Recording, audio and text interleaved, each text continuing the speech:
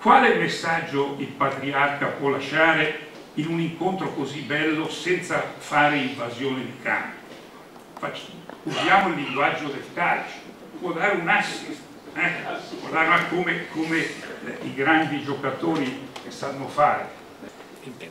Che cosa ha bisogno l'Italia oggi? Di che cosa ha bisogno il Veneto oggi? Di che cosa ha bisogno il mondo oggi? Pensate alla tragedia della reazione a questa idea folle di questo ignoto pastore americano di bruciare il Corano. Ai morti che ne sono venuti. È una cosa. Ecco, noi abbiamo bisogno di amicizia civica. Questo è l'assito. Già Aristotele aveva visto questo, la chiamava filia, una grande forma di amicizia civica, che non vuol dire, badate bene, rinuncia alla dialettica delle opinioni. Non ci sarebbe democrazia senza questo. Non vuol dire rinuncia a posizioni diverse e a lotta regolata e democratica perché la propria posizione, nella misura in cui è ritenuta valida, prevalga. Non vuol dire niente di tutto questo. Non vuol dire un generico embrassando, un generico vogliamoci bene, dietro il quale poi si nascondono più o meno marcate lotte di potere e dinamismi di affermazione di illegittimi interessi di parte. Non significa questo l'amicizia civica.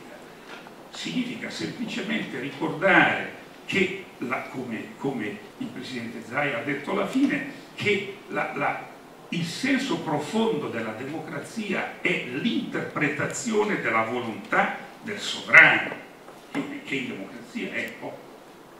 E quindi bisogna che assolutamente voi, che avete una grande responsabilità, sappiate tutte le volte ricordarvi che nel momento in cui ricoprite un ruolo istituzionale, l'appartenenza partitica feconda e legittima deve essere subordinata a questo ruolo istituzionale. E il valore della collegialità, del Consiglio, della Giunta, sta proprio nel fatto di favorire questa preminenza dell'istituzione rispetto alla parte, come?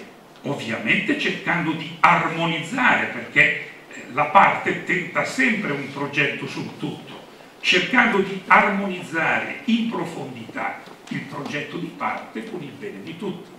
E questo è il compito della politica, che io definisco dover sfociare sempre in ciò che chiamo il compromesso nobile. Aggiungo questa parola nobile perché la parola compromesso si è logorata, ma nel suo significato etimologico significa promettere insieme a chi? Al popolo sovrano.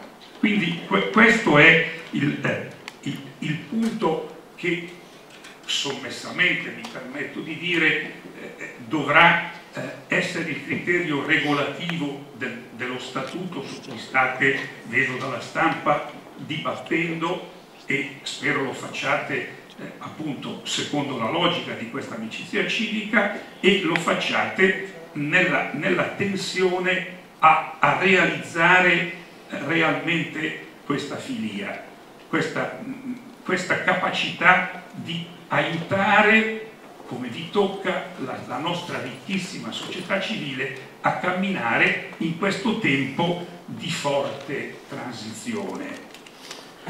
E allora, in questo tempo di forte transizione, noi ci scontriamo per la prima volta di fronte a problemi inediti. Tutti voi li avete toccati. Il Presidente Zaia ha parlato della questione dell'immigrazione, ma tutti gli altri in maniera diversa hanno toccato i punti che più ci stanno a cuore, tutti quanti: il problema delle libertà realizzate, il problema della garanzia dei diritti fondamentali a tutti, sempre e comunque, il problema comunque di garantire, per realizzare effettivamente le libertà, un'ampia gamma di diritti anche non fondamentali, purché siano diritti, e i diritti si verificano nella loro corrispondenza ai doveri e alle leggi. Sempre bisogna usare questi tre vocaboli insieme, diritti, doveri e leggi. Senza questi tre vocaboli non si costruisce democrazia buona. Quindi il problema della famiglia, che è molto delicato e molto importante, il problema del lavoro in questa fase di crisi, per quel poco che posso sapere da cittadino comune, per quello che leggo, si dice che da questa crisi economica usciremo, anche se i tempi di previsione non sono tanto rosei. C'è chi parla del 2014, c'è chi per ritornare alla situazione della primavera del 2008, c'è chi parla di date ancora più lontane, ma soprattutto usciremo con la necessità di cambiare uno stile di vita, e questo è inevitabile. E allora il problema del lavoro, il dramma che è stato qui richiamato, soprattutto per i giovani, dove bisogna veramente fare uno sforzo educativo molto più accurato nel campo della scuola, nel campo dell'università, nel campo della formazione professionale, e anche fare uno sforzo di analisi della mutazione del senso del lavoro nella nostra epoca. Qui le nostre università sono ben attrezzate, secondo me, per fare questo, e tutte le autorità, anche le altre autorità civili, i cosiddetti poteri neutri, i poteri che devono fare da arbitri nella nostra vita sociale, possono contribuire con suggerimenti preziosi. Quindi scoprire i grandi mutamenti che sono in atto nel mondo del lavoro, senza mai sacrificare il primato dell'uomo nel mondo del lavoro, sul capitale, sull'ecoprofitto, il primato del soggetto del lavoro. E qui si situa anche la questione degli immigrati. Realmente si tratta di saper coniugare intelligentemente una accoglienza larga con il rispetto oggettivo della legalità. Non possiamo da una parte voler essere una delle più grandi potenze di civiltà e di economia al mondo e non essere tra i più larghi di tutti, perché allora saremmo già come società dentro una dimensione egoistica. E il pungolo che la Chiesa esercita, anche se qualche volta qualche uomo di Chiesa, vescovo, non può esprimere opinioni personali, che questo è un'abitudine che i giornalisti dovrebbero correggere. Se un vescovo dice un'opinione non è la Chiesa. Qualche volta qualcuno può smarginare nel manifestare una propria opinione, però la Chiesa, guardate che è una sensibilità che viene da 1000 anni, perché la Chiesa si è costruita sulla carità e sulla solidarietà.